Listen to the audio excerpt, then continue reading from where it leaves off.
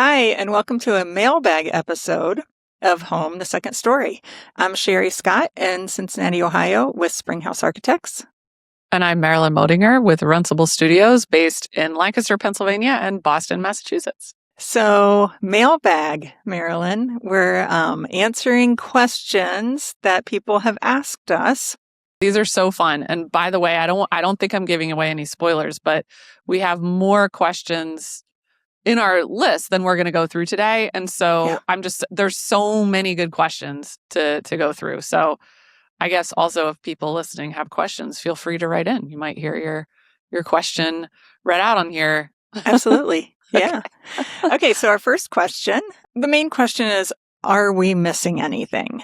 And this is gets to the anxiety piece of starting a new project and doing those things. Like, how do I actually take the big leap? And how do I know what I don't know? So they say, we found a property we really love, but before we buy it, I'm worried there may be things we don't know yet, like zoning issues, draining problems, setbacks, septic limitations, or something else expensive. From the outside, it looks perfect, but I'm afraid of falling in love with a house or lot before understanding the real constraints. What should people investigate early? Well, all of those things. They listed a lot. Yeah. I mean, and maybe the question is better. I'm not trying to rewrite the question out of the gate, but what should they investigate? But also how? So I think we should get into how, because we can make a list and say, there you go. There's your list. Go investigate this stuff. But the very next question is, well, how do I do that? Like, who is that? Who do I call? What do I do? So maybe as we make our list, we can kind of indicate, who is that they should call. So well, let's start with their list. There are things they don't know, zoning issues. I mean, that's true. So you want to make sure. So almost every jurisdiction, even if it's rural or whatever, will have some sort of zoning situation. So zoning is usually, it's always public record. It's usually on the website or the, town or city or county or whatever website. But as far as interpreting that, I mean, that's something we do. So you can call an architect. Yeah.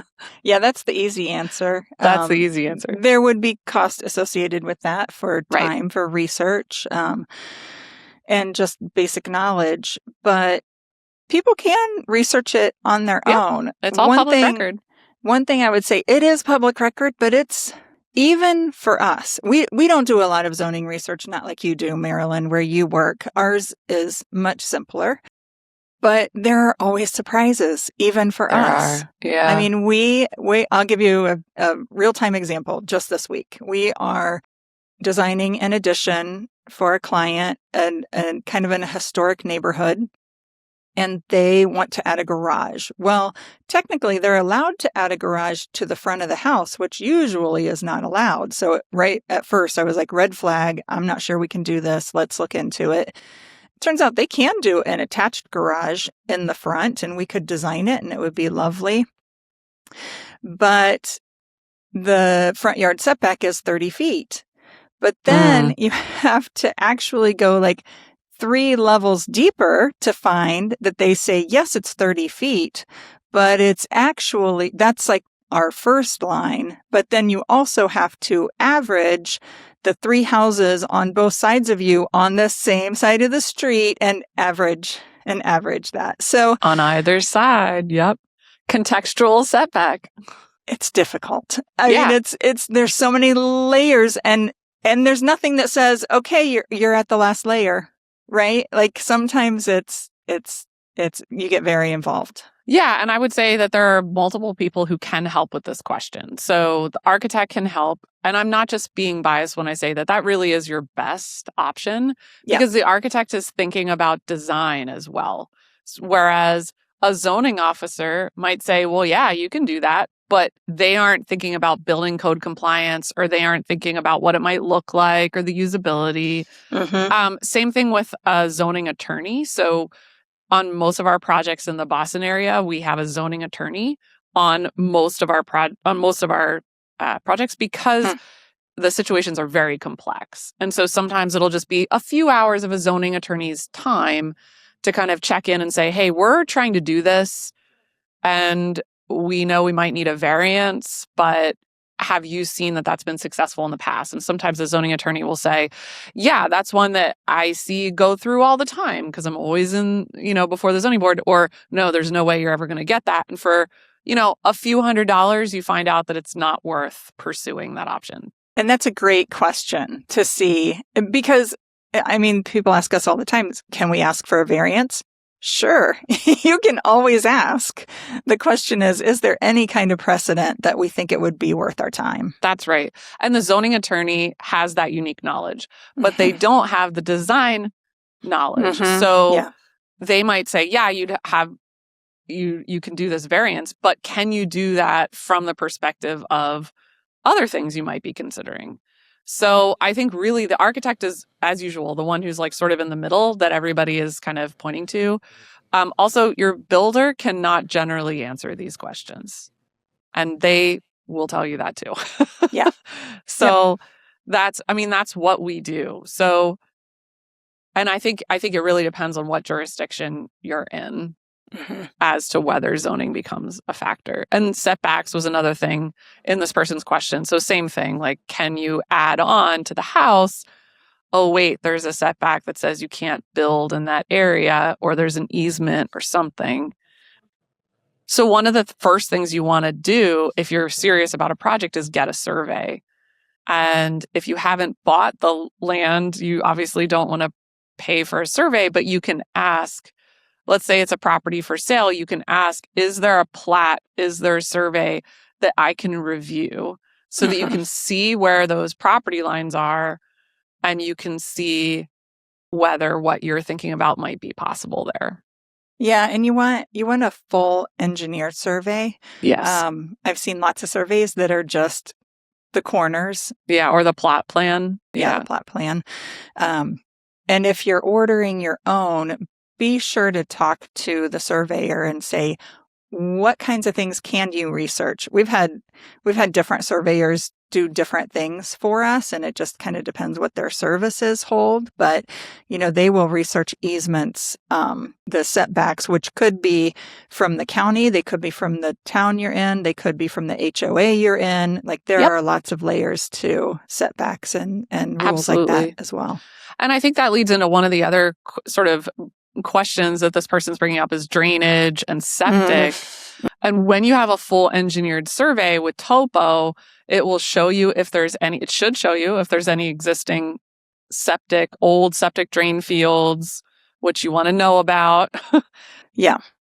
If there are limitations. So that's often something that comes up when you're doing an addition. If you're on a septic system, the first question is, can the septic system that exists handle another bedroom? So septic systems are designed for bedrooms, not bathrooms. You can have as many bathrooms as you want. What they care about is how many people live there and are using Right. But they count the bedroom as a room. That's right. Yeah. And a hot take, your septic system probably will not support it around us. The septic systems, the designs have gotten much more stringent. Yes. Just in the last 5 years, but for sure in the last 10 years. And we rarely can add a bedroom without in some way extending or totally replacing the septic system. That's another example of where the septic rules might say one thing and the zoning might say something else related to the septic. So where the septic field can go might be in the zoning code, not in the septic ordinances. And I've seen this where you read through the whole septic code or ordinance or whatever regulations, and in the zoning, it will say your septic field needs to be 1 bedroom bigger than the number of bedrooms you have. Oh, and interesting. I came across that one time. That was in the zoning code. And I had gone through the septic code and I was like, looks like we're going to be fine. And I called the jurisdiction because it was one I wasn't used to working in. And they're like, oh, yeah, this trips everyone up. It's over here in this other code. Right. That's what we're talking about. Like there's layers. You got to peel the whole onion, right? Yep. But I will say, too, that that's at least working in the city, that's one thing we don't have to worry about is Yeah. septic field. Well, I was going to say we are used to doing septic on larger lots, and there is a person that designs septic systems, and you have to get your soil tested. Yep. And they will lay out your lot. You give them a kind of an idea. You don't have to design your house, but you tell them, I'm going to have a 4-bedroom home and it's going to be about 3,000 square feet or whatever you're going to be. And they will literally draw on an 8.5 by 11 piece of paper that has a crude site map on it. They will circle, you can do it here.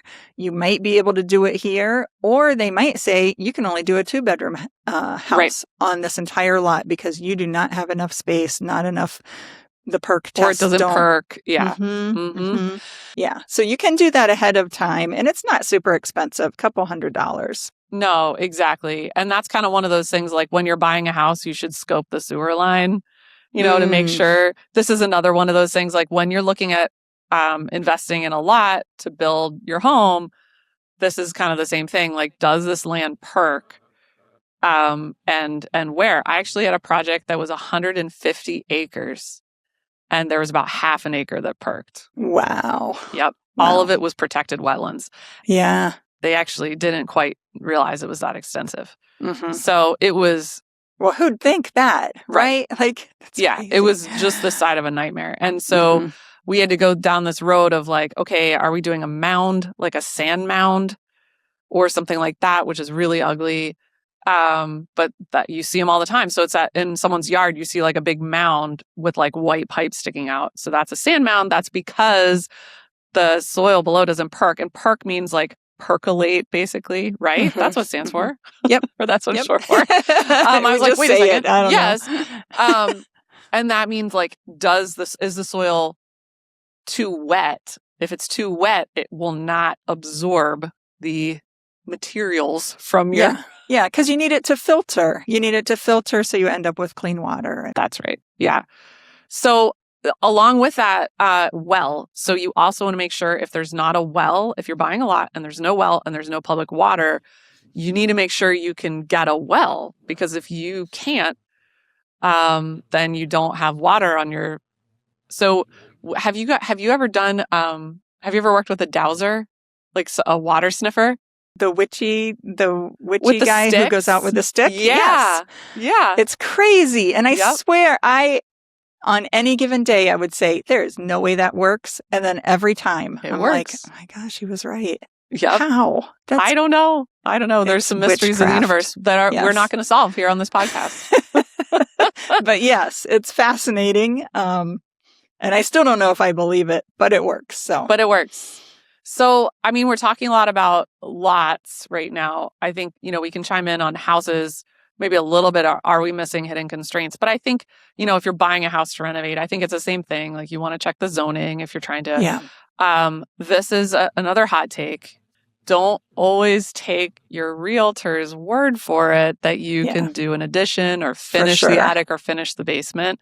Yeah. I have worked with so many people who bought a house and the realtor said, you can finish the basement, where in jurisdictions in Boston, you can't. That adds to your livable square footage and you'd have to do all this other stuff. So they are not usually trained to have done that analysis. So can you finish it? Well, physically, yes, you can, but can you in other regards? Electrical service is another one we run into a lot. So it's underserved, so we have to do a whole new service. That's not a huge deal, but it's not nothing. Yeah. But yeah, I mean, I feel like we could do an entire podcast episode just on this. So maybe we can bring this one in for a landing and we'll move on. Yeah, so there are a lot of things that could be potentially hidden constraints and that could get quite expensive. Yeah. In conclusion, and I really do think this is not just us being biased, but having an architect who has experience doing the type of work you're trying to do to help guide you through those early steps is really important. Maybe it ends up being a few $100s or even a couple $1,000s of their time. Yeah. But if you've saved hundreds of thousands or even more than that, then because you didn't end up with a lot or a house or something that isn't going to work, then that's smart money to have spent. Yeah, So. for sure. And a lot of heartache. A lot of heartache. A lot of heartache. Yeah. So, all right. Well, this next question kind of flows into that. When you're meeting your architect for the first time, what do you bring to that? So, here's the question. We're finally ready to talk to an architect. Yay. But I feel oddly unprepared. We have Pinterest boards, rough budget, a survey, and a lot of opinions, but I don't know what's actually helpful versus overwhelming. What should I bring to that first meeting to make it productive? Not everyone's opinions. I thought it was hilarious that it said we have a lot of opinions. If it's their opinions, that's okay. But like, it's their opinions, of course. I was figuring it was the neighbor and the in-laws, and we get a lot of those stories. Like, well, we took your first design, and we took it to a cocktail party, and we all talked about it, and this is what they think. Here's what everyone's. But in reality, it sounds like they're pretty prepared. Yeah, this sounds amazing, actually. Yeah, I mean, I love pictures. I always say, it's easier for us it doesn't have to look exactly like you want it to look. Just bring things that you like that we can put up on the screen in the conference room and talk about. Like, what do you like about that? Do you like the colors? Do you like how it's laid out? Do you, and then if you do end up with something like, oh, this side of this house plan, like, really works for us. We get that a lot. They're like, but I can't figure out how it goes with the rest of the house that I want. And that's my job. That's our job. Yeah. So just bring your ideas, bring things that spark a conversation, because that's really what we need to do in the first meeting. Yeah, agreed. And I want to underline that, what you said about you don't have to have it figured out. That's what we do. So it's okay if you're like, I have these 17 ideas and I don't know how they come together. Well, that's why we're here. That's what, tell me all of your ideas and I will find a way to, figure out how to get as many of those in as possible. Now, that being said, something that they didn't list that I think would be helpful to think about ahead of time is your priorities. Oh, that's good. Yeah. And sometimes those priorities change as you get into the design. So, for example, I just met with some clients recently. We just started on a design for them. We're renovating their home. And they gave me this amazing list of these are our priorities. This is what we need. We need 2 offices for Zoom. We need this. We need this. We need this. We need this. And so I came back with options, having all that stuff. And they were kind of like, oh, we don't love this. And it turned out that they didn't need all of those different spaces. And it wasn't until it was sort of all fleshed out that they saw, oh, wow, if we have all of these different separate spaces, that's really impacting because we're not adding on to the house. We're just using existing spaces and kind of reconfiguring. And they were like, oh, I guess we didn't need that, or I guess we didn't. And my response was, well, then this has been a perfect meeting because it's not a bad thing at all for you to show up with your list of priorities. We draw it because guess what? It is so much cheaper to move lines around on paper. Yeah. There's no failure here. We're not going backwards. We're not whatever.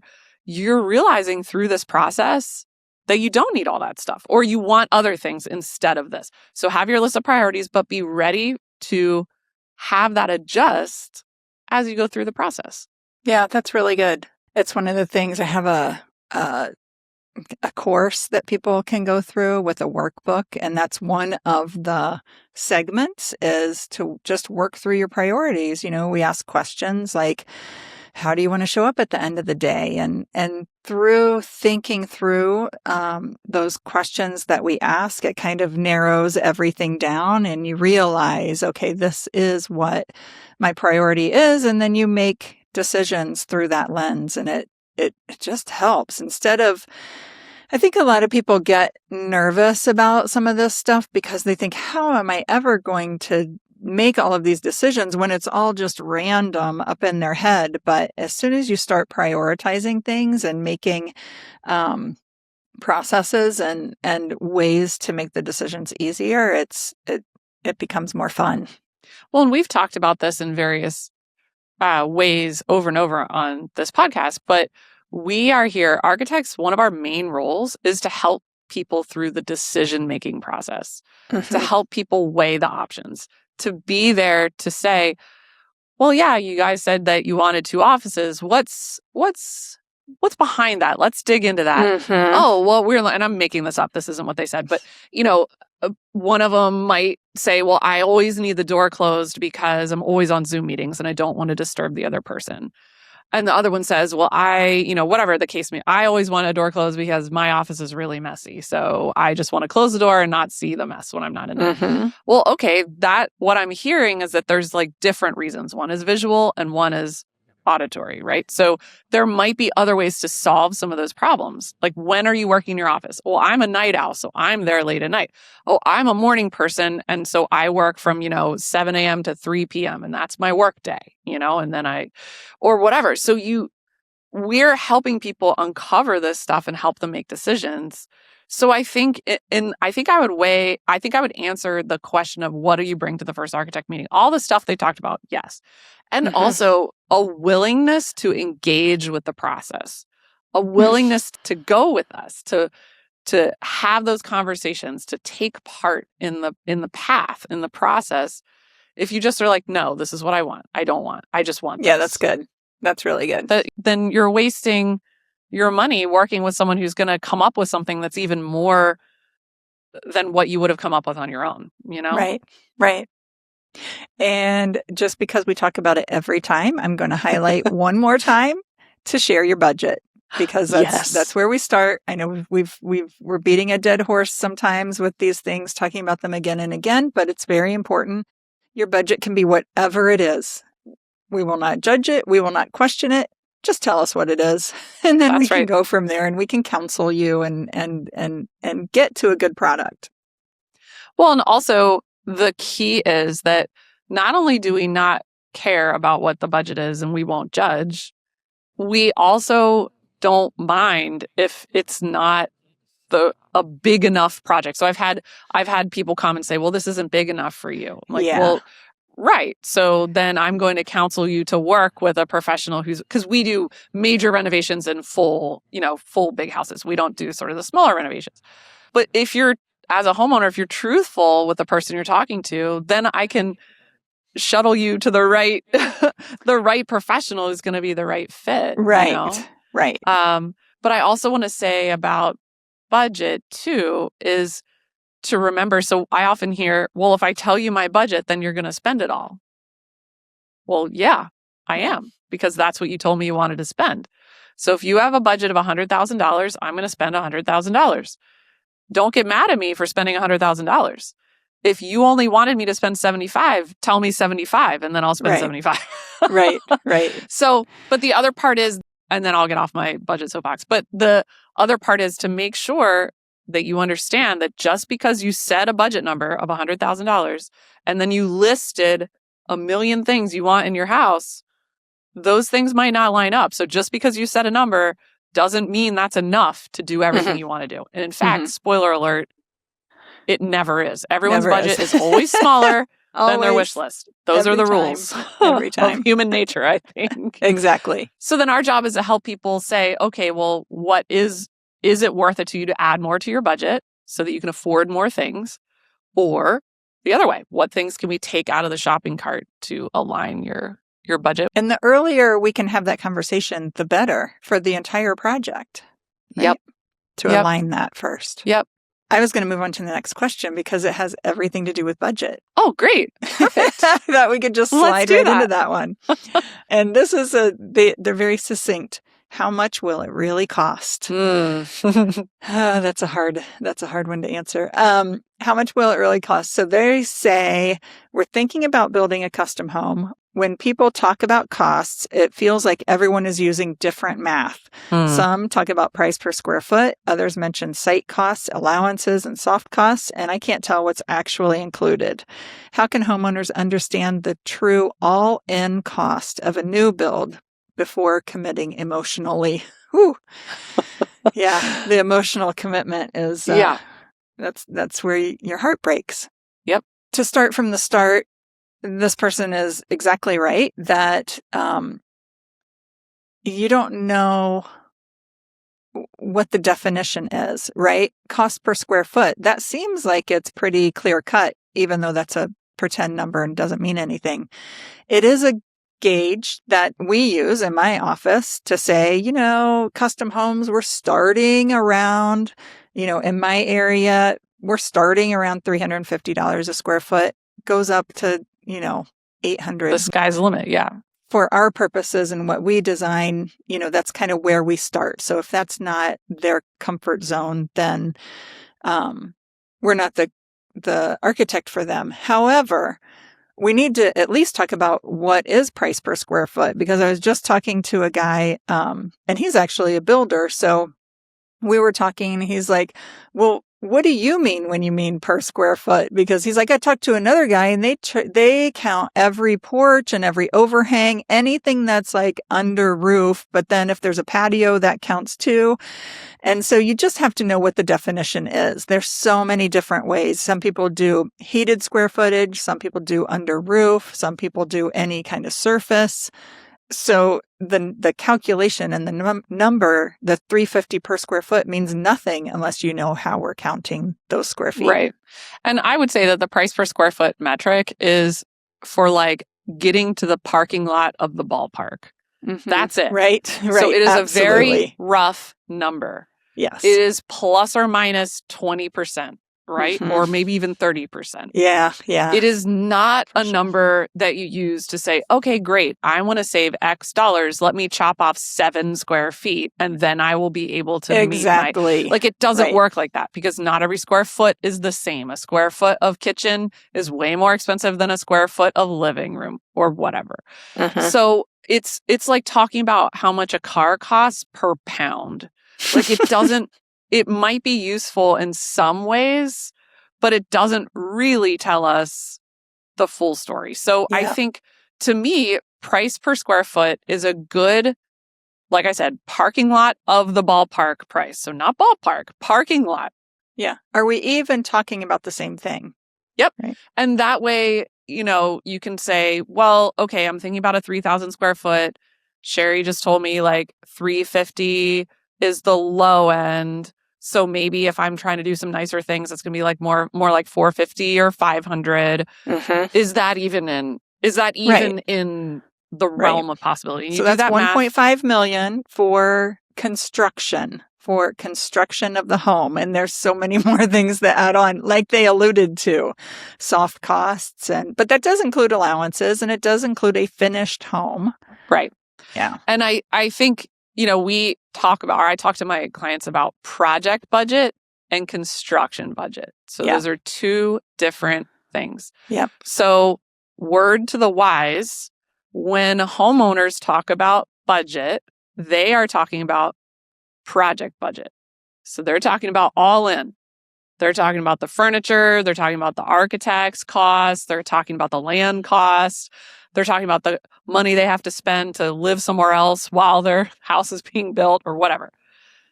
When people in the industry are talking about costs, they're talking about construction costs, which doesn't include any of that stuff. Right. No land costs, no architect, no furniture, no financing costs, no relocation costs, just the cost of building and finishing the house. That's it. So then all that other stuff is on top of that. So I have a little worksheet that I send to people that basically says, take your all-in number. Let's say it's $1 million. And that's what you have to spend. By the time you're done subtracting everything out, contingency, right? We've talked about contingency on here before. Yep. So you subtract architect, contingency, land costs, financing costs, furniture costs, whatever. And you might be left with a number that's more like 600 and not $1 million. Right? Yeah, for construction costs. For construction. Yeah.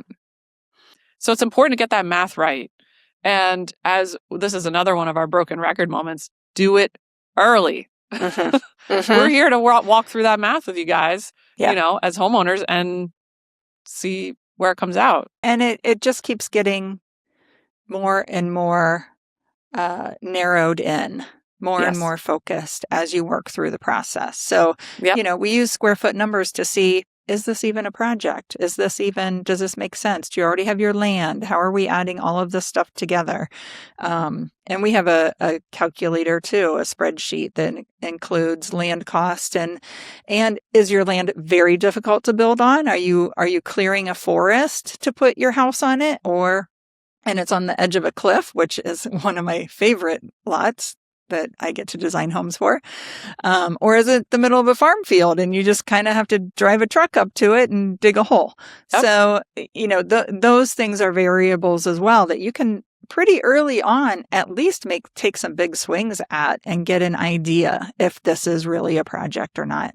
It also depends on how you're going to execute the project. So if you are going to a builder who's building you a spec home, they have in-house design services, meaning you're going to pick like one of 3 kitchen packages, one of 3 primary bath packages, whatever.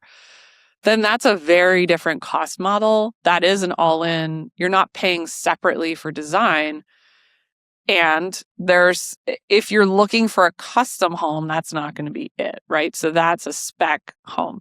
Yes. If you go to a builder and you say, I want to build a custom home, and they say, and what's it going to cost? And they say, well, we're usually building in, this range of square foot price, again, just to give you that parking lot of the ballpark number. But then they say things like, design is included. You need to understand what that is. Right. Because design is a huge factor.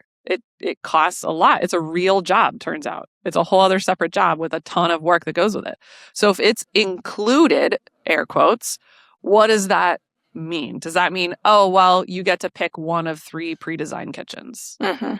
Or are they including design and it means you're working with an unqualified designer who's not going to meet your expectations? And or I've seen this too, where they charge, it's included, but it's not free. So it's funny. It's like the way that people think about it. They're like, oh, well, the design is included with that builder. And I'm like, right, but it's not free. Like the builder's charging you. Yeah. It's just baked in such that in. you can't see it as a separate line item. Yeah. But if you show up to a builder with a set of drawings and an architect, that build cost will be lower or should be. If they're not being squirrely about it, right? Yes, it should be. And the other option is design is free because they don't do anything. Like you can go get a plan online, or you can use a plan they've already built if they designed it and have the copyright to it. That would make your design free with their process. And if they just send you to the tile shop and they send you to the appliance showroom, well, that's free too, because you're not getting anything. Because you're doing it. Because you're not getting anything. There's no service there. Here's what I want to underline about what you just said. Okay. The cost of design, even if you're not paying for it, like in that situation where you just described, where the builder is basically saying, go pick out all your stuff, that has a serious cost to it. So will you see a line item? Will you be writing a check to an interior designer or writing a check to an architect? No. But you will be paying the price, basically. So, right. And you don't, as a homeowner, unless you're a trained designer, a trained architect, then you're not going to have the knowledge it takes to make all those thousands upon thousands of decisions. Right. Most people have no idea how many decisions there are to make. And I think that's the part that I have the biggest caution for folks is to say, when we're talking about how much it will really cost, remember your time factors into that as well. So if you have a builder who is the bargain basement builder, you've decided to not hire a designer, you're going to do it all yourself, that dollar amount that's on the piece of paper is going to be lower, but your time is going to be completely decimated for the next 12 to 18 months. And also, the project will end up costing more than if you have professionals do it. For sure. And mistakes, one of the things, we talk about selections a lot of time, and going and picking out tile, and knowing what to pick and what colors and all of the things. But one thing we don't talk about very often is the cost of documentation, and Yes. how documentation saves a lot of heartache, a lot of things during construction. If you document things well, you know more about lead times. It's a better process and leads to a better product and a better experience that you have, and this thing that you dreamed about, right? And that you want to see through, and just having someone there to document it helps a lot. Something else that this person asked about, which I think we should touch on, but would take a whole nother episode, is allowances and soft costs. Yeah. Yeah. So we can bookmark that for future and give our super quick answer. Yeah. Yeah. But I mean, allowances is a classic gotcha Yes. with contractors who are not It's so being... tricky. It's so tricky. So allowances are basically the contractor will give you a cost for a project, and for any item that is not chosen already. So plumbing fixtures, countertops, cabinetry, they will put an allowance in, and it's just a placeholder number. And that placeholder number is what you have to go shopping for those plumbing fixtures or for those countertops or whatever. Well, the sneaky thing is when they put a number in there that is so low that there's no way you can get the plumbing fixtures for that. So Right. it says plumbing fixtures, $1,000.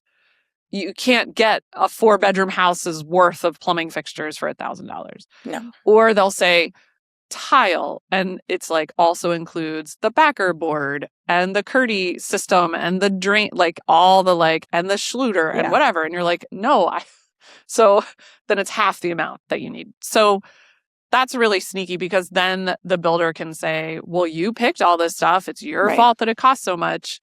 And you're like, well, you didn't give me a realistic number to start with. A realistic, yeah. We talked about it. Yeah. It's tough, and that's a point where a third party Yes. that's going to be your advocate is very helpful.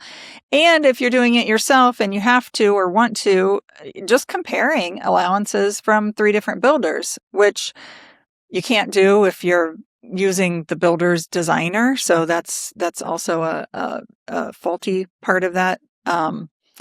Soft costs, I think we touched on that a little bit. Obviously the architect is considered a soft cost, any designer. There are a lot of things that come up that as you go through a process, and it would be good to identify these in the beginning, are different consultants. So I know you and I both have lists of different consultants. I think we may have already done an episode on what consultants are in a project like this, but take some time to compile that list, or talk to your architect or your builder and find out what consultants do you use? Do you use a lighting consultant, a security consultant, a sound consultant, all of those things? You don't have to use all of them. You probably don't have to use any of them if you're doing a smaller project, but have an idea, because those costs add up and you end up feeling nickeled and dimed because, okay, now I got to pay this guy to do my security system when there's a line item in the builder's budget for security, but not for the consultant. So Yep. That's something that I've seen. It's a good point. I mean, we lose a lot of work in Massachusetts. I'm going to be frank. We lose a lot of work because we are really upfront about the fees that need to be spent either with consultants or other things as it relates to Massachusetts Energy Code, which is extensive. So a lot of people doing a renovation, and there's all these rules about renovation. So if you are doing an addition that's less than 1,000 square feet, or if you're disturbing less than a certain percentage of the house, then you don't have to meet energy code. But if you are doing a certain types of things, you have to bring the entire house up to modern energy code. Wow. I might not even be touching any of the windows, but if you trigger that, you have to change out all of the windows in the whole house. Yeah. And when we're people getting come there, to me, we're not there yet in Ohio. well, and it's coming for everyone. It's all for coming. everyone. Absolutely. So in Massachusetts, it's here. So there are certain consultants that are now required by code. So a HERS rater is required. It's not huge. It's $3,500 or whatever. It's not crazy, but it's also not nothing. $3,500 is money. Absolutely. When you're writing that check. And if you're writing the check, and you have to find that person. So we have everybody. We're ready to go. We know what we got to do. There's no surprises. We already know, here are the people we got to hire. We put that into our initial proposal. We tell people, if you're doing a renovation like this, you need to understand that your budget needs to basically double or triple if you are doing all of the things you want to do, because now I got to bring the rest of the house up to code. We lose a lot of work because people sort of don't believe us. I mean, it's still new enough that people just sort of don't. And then I turn around and I check on that project a year or two later. It hasn't even started. They never did it. Yeah. Or it's much, much, much smaller. And I'm like, I know, that's what I told you. So how much will it cost? Remember that, especially in renovation, there are so many little tricky things like that might be jurisdiction related. You know, people always say, well, I want to do my bathroom, I want to do my kitchen, I want to do this, I want to put the addition on. And then I'm sitting there going, well, you're disturbing half the house. I should probably update that 25-year-old HVAC system. I should probably update your wiring. I should probably do you a new roof. So while you're at it, you need to do those other things. It's really stupid to tear apart your house and not do that other stuff. So now that stuff is a few $100,000 worth of work that you weren't planning on. And suddenly the budget for doing the kitchen and the addition is much smaller. So that, how much will it really cost, is also about understanding. So this person was asking about new build. I'm going ahead and talking about renovations in here because, that is real, that's what we do a lot of. But that kind of thing is, when I have those conversations, I actually feel really bad because most people were on the phone and they're kind of shell shocked. And I'm like, I'm sorry, but I'd rather give people real information. Right. But it can be a little startling. So to learn the reality. So as usual, have good professionals, right? Have good professionals and do your work early. Dig in and really understand what the entire project is going to take as early as you can, because that's the only way. The other thing they asked is like, how do I know what's included? You have to have big conversations. You can't just be like, okay, does that include everything? Like you need to sit down and really understand your contract. Understand how that builder or architect or whomever you're talking to first, how they include things and how things go throughout the project, what's going to be added in. And it's a good question to ask a builder when you sit down with them the first time if you're deciding to hire them. Well, and this gets into all sorts of other things related to contract structure. How much will it really cost? Well, are you fixing the price and there's going to be change orders, or are you time and materials? Yeah. We should do that as a full snack. Yeah, we should do it. Yes, we should talk more about that. We've talked about contract structure in various other ways, but I think that would be a good one. So mental note for everybody. But yeah, how much will it really cost? You can see we could spend an hour just on this topic, because it's super complex. Well, it's complex and people get screwed over all the time. They do. Like that is it's so upsetting. We should talk about it all the time, because when things go sideways, more than 50% of the time it's because of money, right? Yeah. And the more we can figure out and the more we can educate people and the more they can go in with their eyes open, the less tragic stories we're going to get. Right. And there's also, people don't even realize that, at least in Massachusetts and Pennsylvania, the states where I work in predominantly, there are consumer protection laws that protect you specifically. There's renovation and small project law that protect you specifically from this type of stuff. But even if your contractor has you sign a contract that doesn't protect you, there are consumer protection laws in place. But how many people know about that? And how many people know that they have a lot of rights, even if even if they walked into a contract and signed a contract that isn't super great. So, but how much will it cost? Well, now you have to hire a lawyer and deal with all of that. Oh my gosh. So, and by the way, I think damages are triple for that. So if you do have a case and they do have to pay you triple, obviously that how much will it cost? Well, now there you go. But the point is that we don't ever, ever, ever want to get to the point where we're talking about consumer protection law and we need to hire an attorney to go after someone.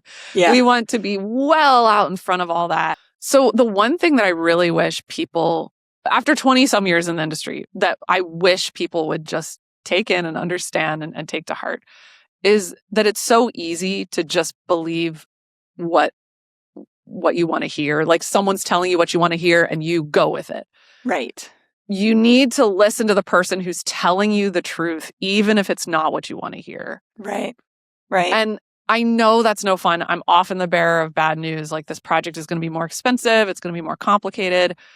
But that matters so much, to not just believe the one guy who's like, oh yeah, I can do this for half of what everybody else told you can do it for. Exactly. You're going to pay for it. You're going to pay for it. Yeah.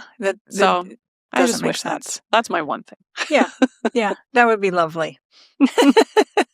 So we thought we were going to get into more questions, but we just dove deep into those three. So that feels like enough for now. There's a lot to talk about in those three. We're like the fire hose style for everyone. Well, a lot of it was, how do you start out? How do you start out strong? And it hits all of our hot buttons to say, start strong, take your time, figure it out, listen to people that tell you the truth, ask all of the questions, all of it, before you really get into it. And somebody said, before I get emotionally invested, it's exciting. Like, it's exciting to start a project like this. And of course, I want to jump right in and start designing this super cool house that somebody wants. But, we got to figure out if it's realistic and if they can afford it and if they have the right site and all of those things we talked about today. That's right. And, we're often saying that to bring in your architect earlier than you think, because we can be helpful very early in the process. Even when you're just thinking about the project, right. You're thinking like, should I get a lot? Should I build new? Should I stay and renovate? We've talked about that before as explicit questions, but I think here, this is getting back to that idea of it's never too early to talk to a professional to help you figure out what the right moves are. And in our opinion, the best professional to do that is the architect, because they have the sort of overarching understanding of what's going on and what all the players and their roles and how that can play out for a homeowner. I think the other thing here is that this can be really overwhelming. And I think that causes a lot of people to just never start or to feel like they're really lost and they're just not sure.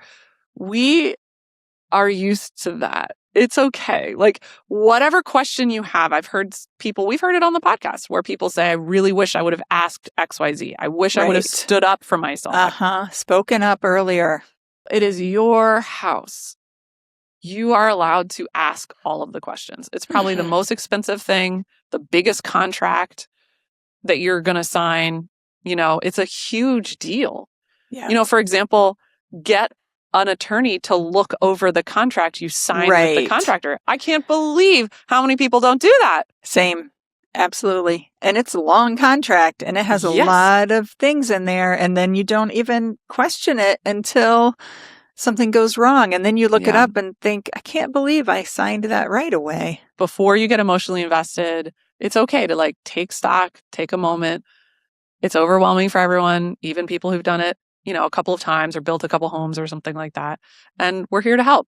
And in the meantime, if you don't hire me or Sherry, if you're not working in our areas, you can listen to our podcast. That's right. These are the things we're talking about all the time. And send us your questions. I mean, if this sparked something for you that you're like, oh yeah, but they didn't touch on this, let us know. Let us know what your questions are. Chances are we have been through it. We've answered it before and we'll dive right into it here. Yeah. And also I would underline, it's okay to ask us questions multiple times too. Yeah.